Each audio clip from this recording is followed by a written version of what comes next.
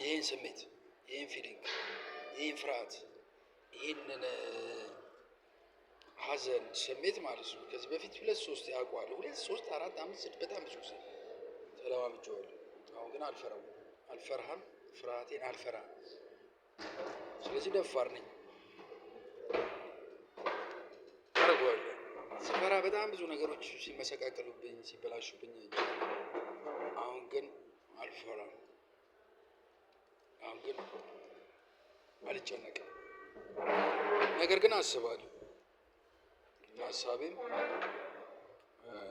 ነገሮች ከነበሩበት ማለት ወደ አዲስ ምዕራፍ ሲለወጡ ሲሸጋገሩ የሆነ የምትረበሸው የስሜት መለዋወጥ ነገር አለ። ግን እሱን ኮንትሮል አደርገዋለሁ።